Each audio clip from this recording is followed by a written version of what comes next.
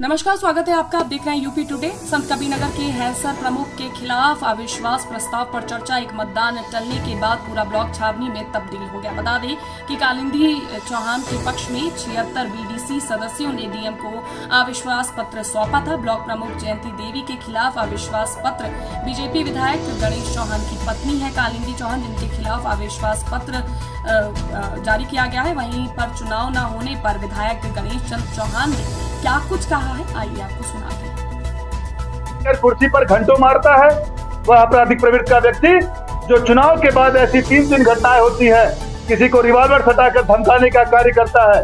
ऐसे आपराधिक प्रवृत्ति के व्यक्ति के साथ भारतीय जनता पार्टी का कोई नेता नहीं रह सकता, यह मुझे विश्वास है।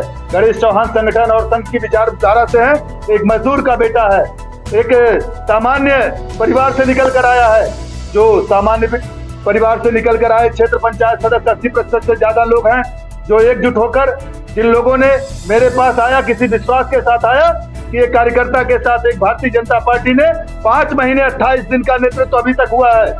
उन 80 पीडीसीओं 80 क्षेत्र पंचायत सदस्यों का विश्वास किस प्रकार से आता है कि हम चलेंगे तो वहां न्याय होगा।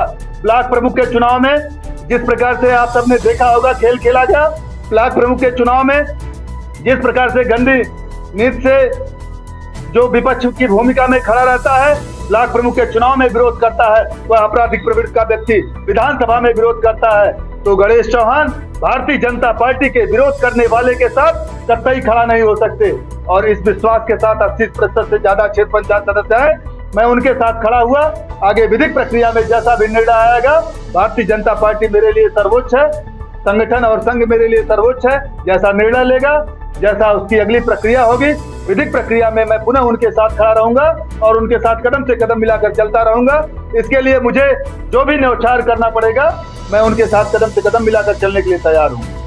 अगला डेट कब तक आ सकता है? अगला डेट विधिक प्रक्रिया में हमने बताया, जब भी तिथि आएगा तो मैं उसको सहर्ष स्वीकार करके उन सबके साथ जो 80 गांव का नेतृत्व है उनके साथ मैं कदम से कदम मिलाकर चलेंगे। उन सब के लिए मेरा संदेश है कि आप लोग शांति व्यवस्था बनाए रहें, कहीं से भी उग्र होने की जरूरत नहीं है। आपको जो भी छेड़ेगा उसको हम नहीं छोड़ेंगे।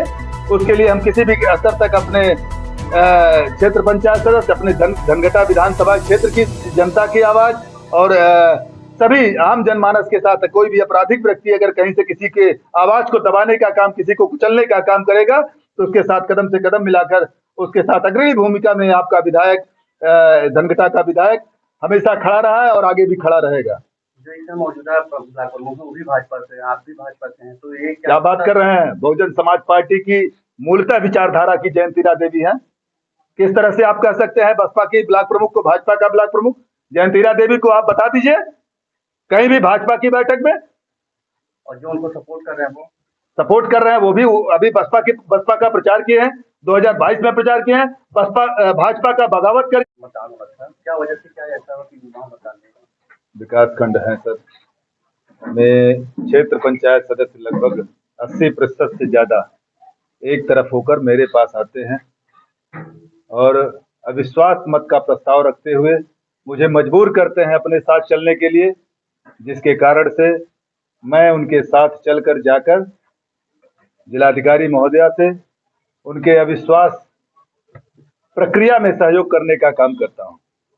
किन्हीं कारणों से एसडीएम महोदय का स्वास्थ्य खराब होने के कारण अपरिहार्य कारणों का पत्र जारी होता है और ऐसा बताया जाता है, ऐसी जानकारी आती है कि चुनाव स्थगित करके अग्रिम आदेश तक आज के इस अविश्वास प्रक्रिया को आगे बढ़ाया जाता है।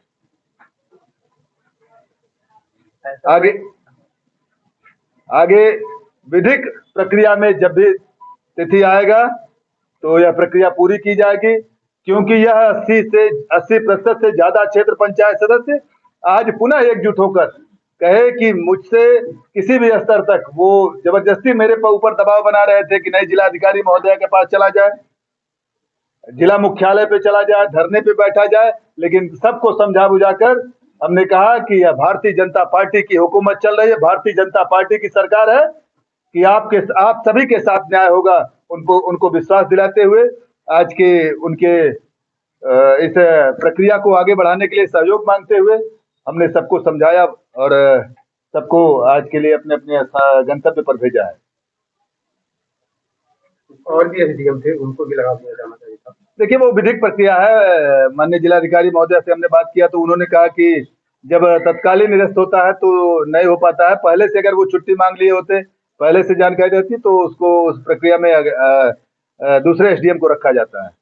ऐसी बात भी है कि कुछ लोगों के दबाव पड़े हैं, तभी से किसी ये बात हुई कि जो आपकी पार्टी में है, बड़े नेता हैं, देखिए, दबाव में से गणेश चौहान कार्यकर्ता है।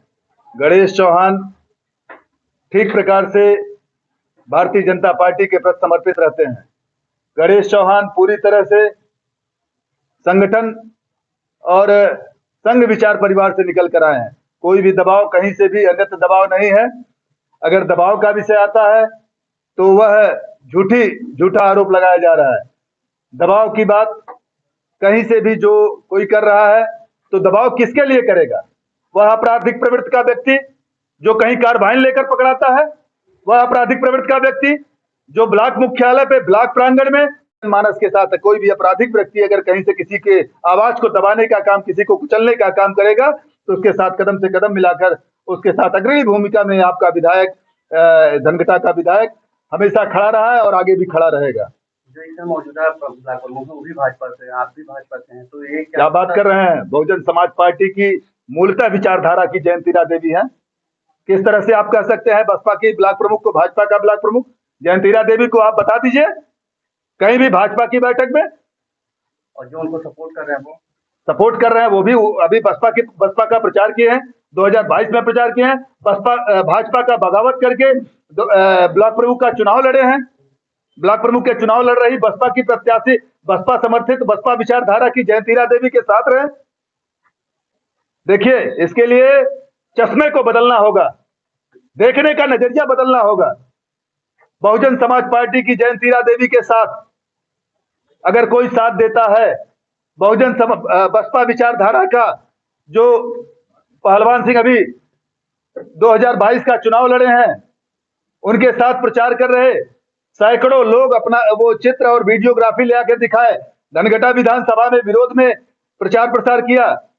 अगर ऐसी विचारधारा का व्यक्ति को कोई भारतीय जनता पार्टी का कह रहा है तो निश्चित है वह गलत है जो कह रहा है। भारतीय जनता पार्टी गलत विचारधारा, भ्रमित करने वाली विचारधारा, आपराधिक विचारधारा,